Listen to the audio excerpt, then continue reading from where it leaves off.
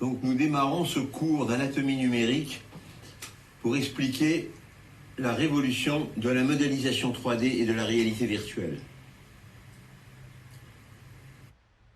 En effet, les nouveaux outils de la modélisation 3D constituent une véritable révolution en morphologie.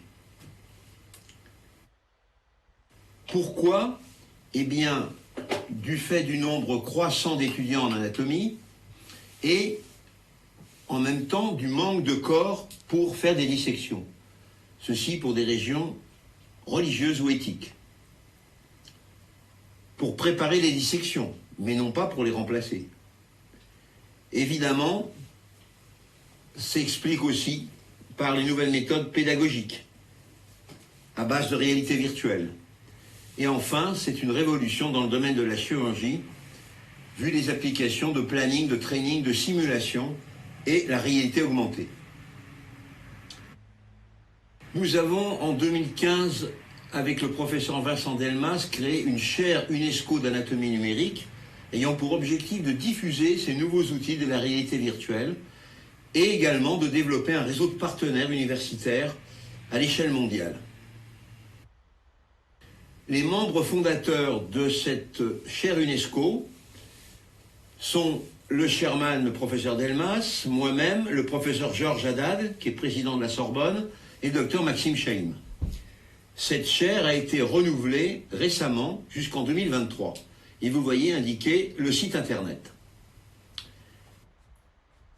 A de nombreux partenaires, et nous l'avions fait l'inauguration en Algérie, en 2005, mais nous avons également des partenaires en Amérique du Sud, en Afrique, en Europe, au Mexique, au Portugal, en Russie, et tous ces partenaires participent à nos congrès d'anatomie numérique. En tout, 37 partenaires dans 24 pays. Nous avons, depuis 2016, organisé des congrès internationaux d'anatomie numérique, le premier étant à Cotonou, le deuxième en 2017 à Saint-Domingue, le troisième à Lisbonne en 2018, et plus récemment à Chihuahua, au Mexique. Alors, quels sont les objectifs de cette chaire UNESCO d'anatomie numérique? Eh bien, c'est l'utilisation de la réalité virtuelle. En réalité, c'est un outil d'enseignement révolutionnaire et en plus, les prolongements de ces applications en morphologie, ce sont évidemment les applications en chirurgie par la réalité augmentée notamment. Nous avons deux domaines d'intérêt. Tout d'abord la recherche, qui est basée surtout à partir de reconstruction d'embryons humains, qui permet de faire de la morphologie quantitative et de la computational anatomie, mais c'est surtout sur les projets d'enseignement que nous allons donner des explications plus détaillées. Ce sont évidemment les nouveaux outils numériques qui sont développés pour la pédagogie et en particulier la table de dissection virtuelle. C'est aussi l'impression de modèles anatomiques 3D, la réalité virtuelle immersive et le e-learning pour donner des cours internationaux. Quels sont les principes et les techniques de cette modélisation? Nous allons le voir. Deux types de modélisation sont importants à connaître. La première, c'est le volume rendering. Il se réalise à partir de données numériques produites par le radiologue sous forme d'IRM ou de scanner. Et il est basé sur le calcul automatique des voxels par seuillage. Et la deuxième type de modélisation est la modélisation 3D vectorielle qui, elle, est réalisée non pas sur des données digitales, mais sur des données analogiques, en particulier des coupes anatomiques. Et là, il convient de réaliser une segmentation. Dans les deux cas, le problème majeur pour l'anatomiste, c'est la segmentation. La segmentation, c'est la séparation, la distinction des structures anatomiques en 3D. Alors, dans les données numériques, comme nous l'avons vu, elle se fait par seuillage et elle est semi-automatique. Et pour les coupes anatomiques, elle ne peut être que manuelle, et elle est réalisée manuellement par un contour avec des logiciels spéciaux. Dans les deux cas, cette segmentation est essentielle. Évidemment, elle devrait être faite par des experts en morphologie, mais c'est un travail informatique. Quelles sont les applications de ces outils? Eh bien, dans l'enseignement, la table de dissection virtuelle, l'impression 3D et la simulation en chirurgie, évidemment. Il s'agit donc surtout d'un projet pédagogique, et ce projet que je vais vous expliquer est basé sur la modélisation vectorielle du corps entier à partir de coupes anatomiques utilisant les coupes du Korean Visible Human et Woman. Sur ce projet, de nombreux étudiants ont travaillé depuis plusieurs années, mais c'est aussi un travail collaboratif mondial. Le but est de reconstruire un modèle vectoriel 3D du corps humain entier afin de créer une table de dissection virtuelle, comme en particulier la table anatomage. Mais le deuxième point important, c'est qu'en construisant cet outil, en bâtissant ces objets 3D, c'est un fantastique outil d'apprentissage pour les étudiants. Donc voyons tout d'abord, comment on peut reconstruire ces modèles 3D à partir de coupes anatomiques, c'est-à-dire de coupes anatomiques non numériques. Ce sont celles du Korean Visible Human avec le logiciel Windsurf. L'origine des données, c'est un corps congelé et qui a été coupé en tranches très fines au cryomacrotome. Et vous voyez ici ce cryomacrotome à Séoul avec le professeur Chung. Ceci produit les coupes que vous êtes en train de voir, qui sont de 0,2 mm d'épaisseur, et ça constitue donc pas loin de 6000 coupes du corps humain.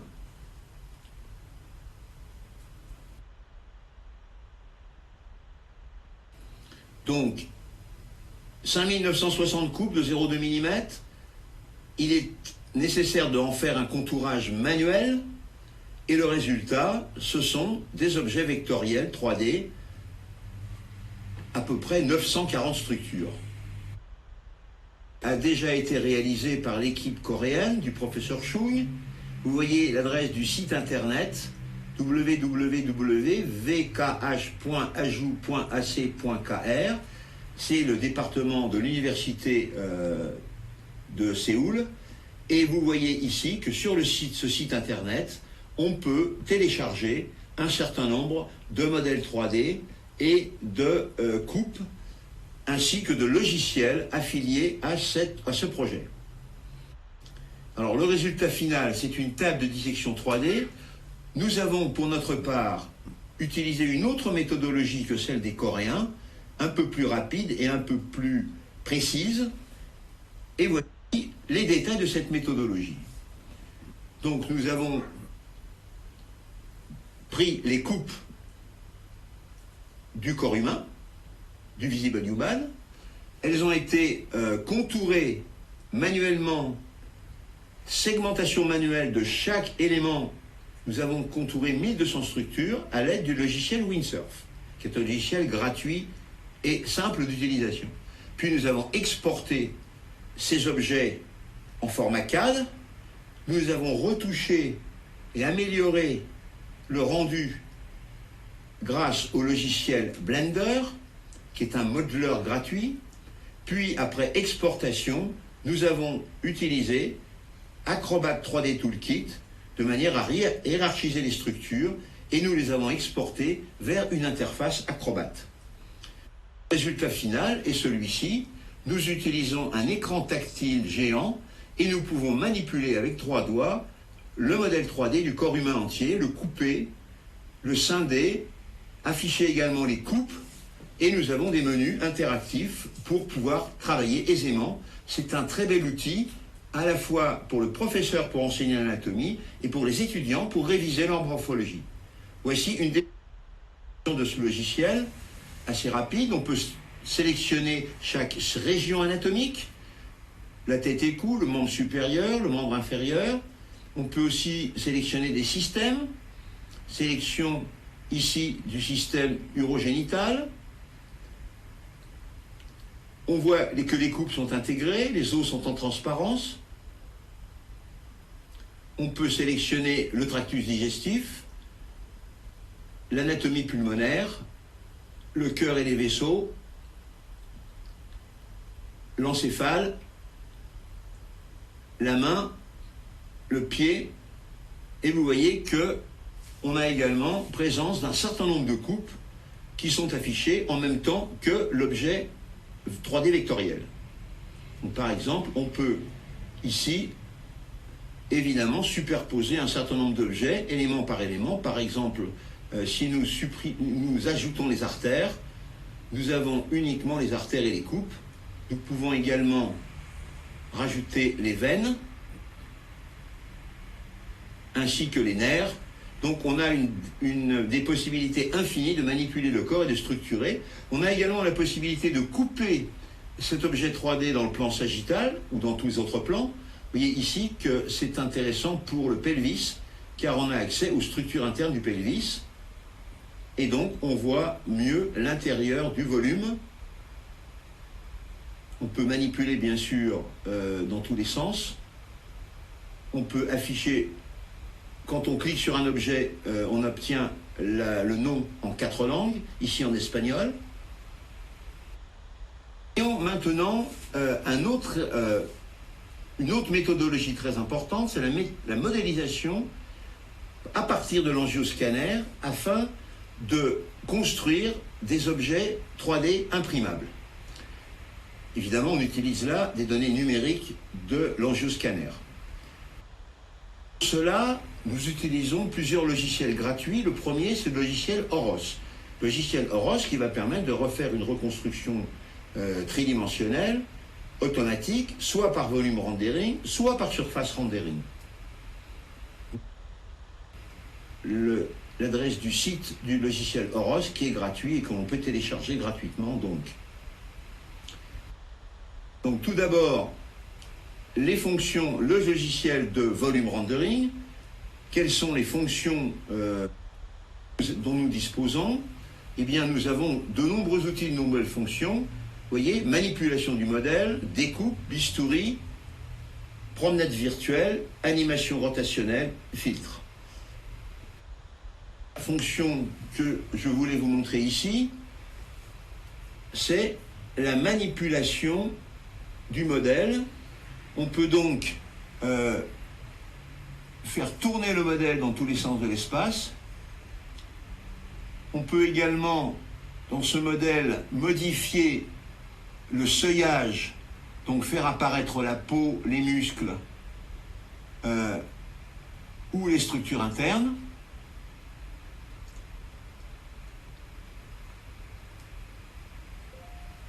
Et on peut également changer le cube d'affichage, c'est-à-dire couper le modèle, sélectionner une autre partie du volume affichable.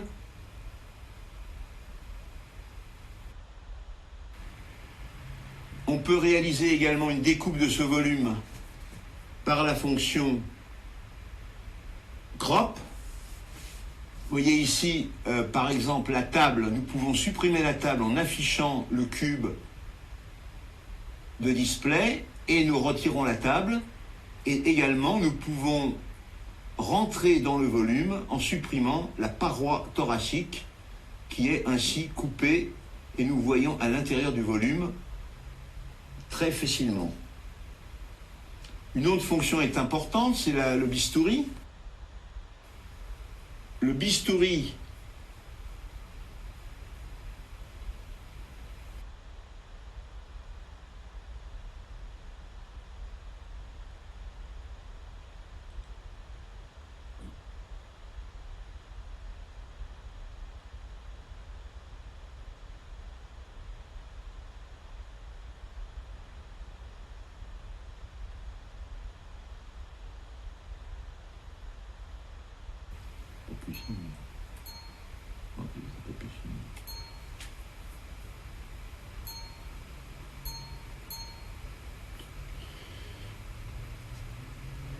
et nous pouvons et évidemment faire des animations. Voici une animation rotationnelle qui est obtenue en à peu près 30 secondes.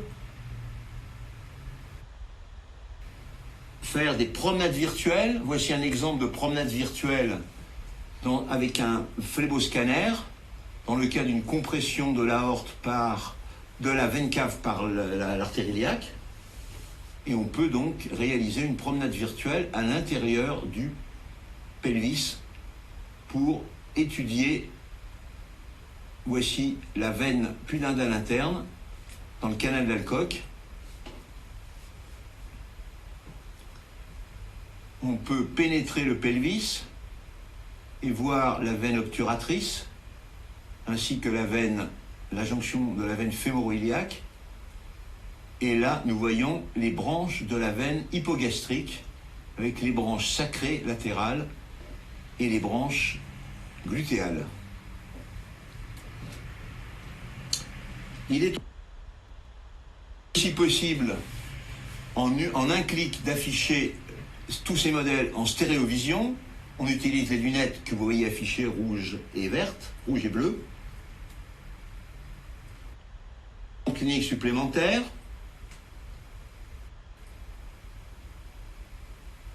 il y a une oblitération cave avec une circulation pariétale collatérale dans une animation rotationnelle.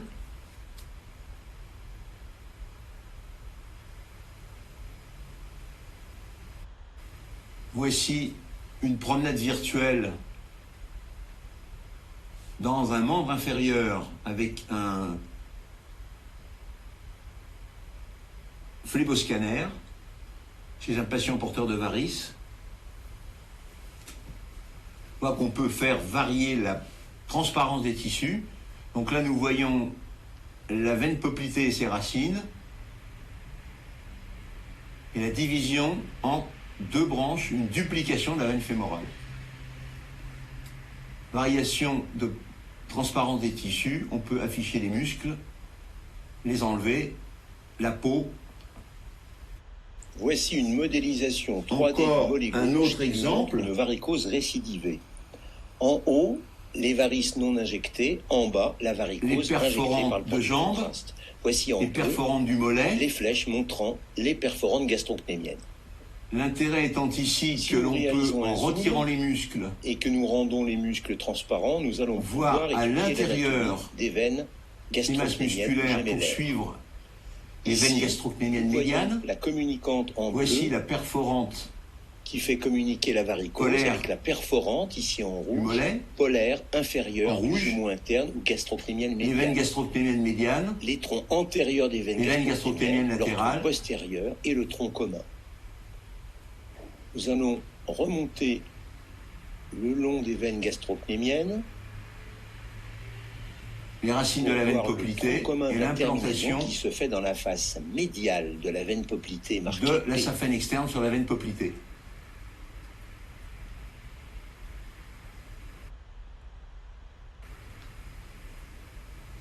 Autre exemple, ce phléboscanner étudiant les réseaux réticulaires du membre inférieur. On voit la finesse avec laquelle on peut suivre ces branches. Voici les perforantes au niveau de la veine poplitée.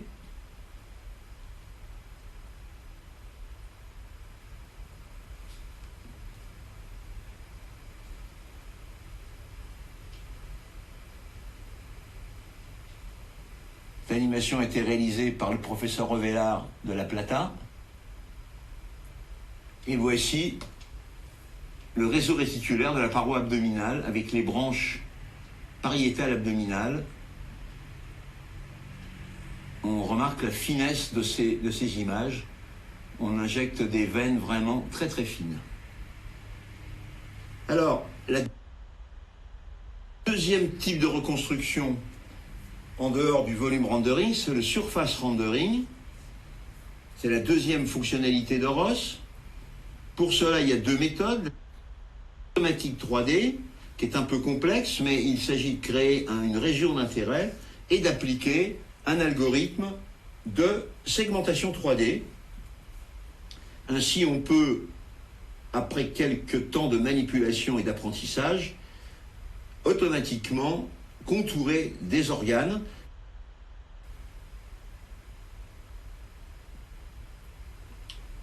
Voici l'affichage du volume et le résultat final de cet algorithme.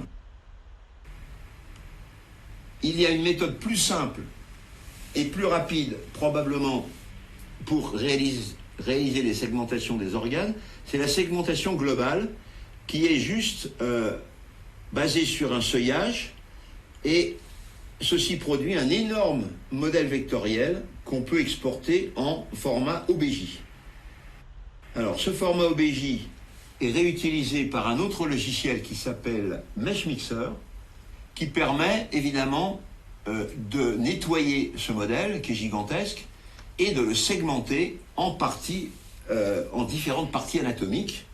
On peut, vous voyez, notamment afficher les facettes. Vous voyez qu'il y a de nombreux défauts, de nombreuses pièces. Ces pièces vont être nettoyées et tout cela va être arrangé.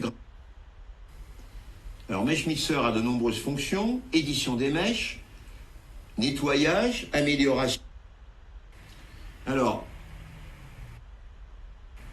donc on importe l'objet venant de Horos, on peut manipuler cet objet et on peut séparer les différentes parties avec des touches de fonction et coloriser l'objet.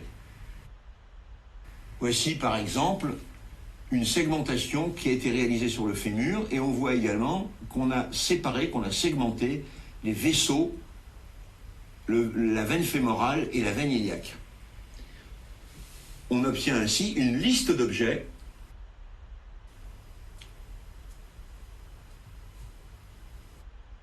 également coupés suivant un plan. Ceci s'avérera très utile quand on voudra imprimer l'objet pour choisir la partie imprimable. Vous voyez ici un exemple de segmentation de l'aorte et de la veine cave ainsi que des reins.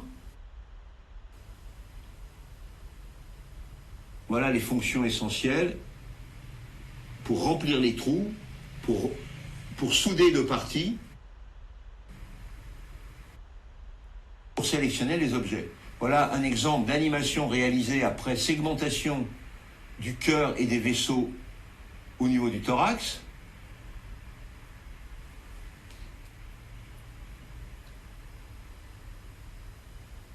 Tout ceci est réalisé grâce à MeshMixer. Et les petits défauts que l'on peut corriger. Pour obtenir un objet parfait, cela demande pas mal de temps.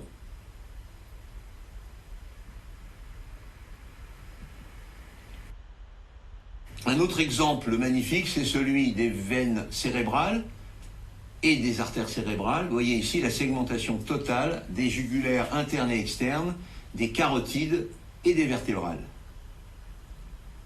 Et ceci est un objet imprimable en 3D. Il est le résultat d'un travail sur une IRM avec injection gadolinium.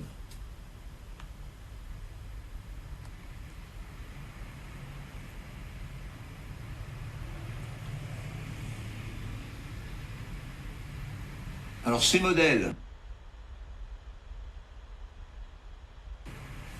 on peut les imprimer en 3D, mais pour cela, c'est la fonction du logiciel Cura, qui est un logiciel gratuit, qui est spécialiste dans l'impression 3D de ces objets.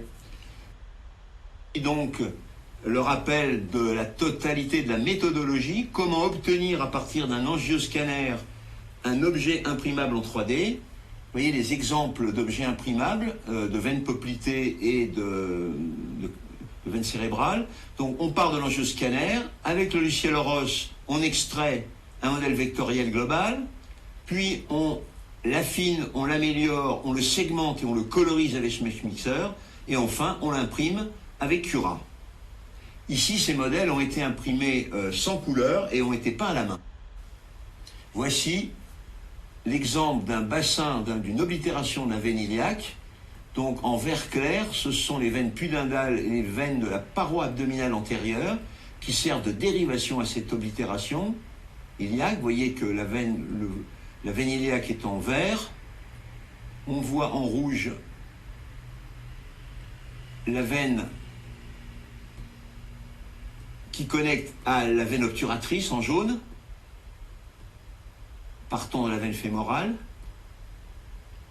À droite, en bleu, l'axe fémoro-iliaque, et on voit la réentrée de la veine pudendale en bleu qui réalise ce shunt gauche-droit dérivant l'obstacle iliaque externe gauche. Un autre exemple, un dédoublement de la terminaison de la petite saphène. La veine poplitée est en bleu, les veines gastrocnémiennes médianes sont en vert, et la petite saphène en rose. On voit les racines de la veine poplitée.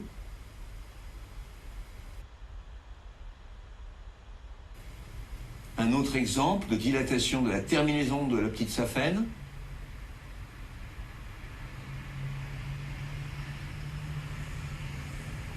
À droite, la grande saphène qui est fine et normale, en bleu.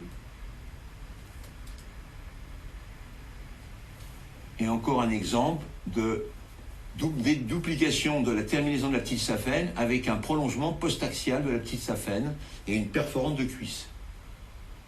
Là encore, les veines gastrocnémiennes médiales sont en vert et la veine poplitée en bleu. Ces modèles sont imprimables. Voici le résultat de certains de ces modèles qui réalisent une collection complète de variations de la veine poplitée et de la veine petite saphène. Voici une veine axiale avec un dédoublement de la veine fémorale. Voici encore un dédoublement, une duplication de la veine fémorale avec une veine dite axiale peinte en rouge car elle longe le nerf ischiatique. Voici un modèle imprimé de crâne avec la vascularisation artérielle ainsi que le polygone de Willis. Et voici la modélisation imprimée du plexus sacral et du plexus sacral. Enfin, la modélisation du pied et de la pompe veineuse plantaire qui est figurée ici en vert et représentée par les veines plantaires latérales alors que les perforantes sont... Ces éléments, ces recherches et ces techniques ont été présentés au Charing Cross de Londres ainsi qu'à l'UIP à Cracovie. Nous en avons terminé. Donc, pour nous, le futur de l'anatomie numérique est probablement le e-learning, l'intelligence artificielle, l'utilisation des big data et probablement ce qu'il est convenu d'appeler la computational anatomie, c'est-à-dire l'étude statistique des variations anatomiques par ordinateur. Je vous remercie de votre attention.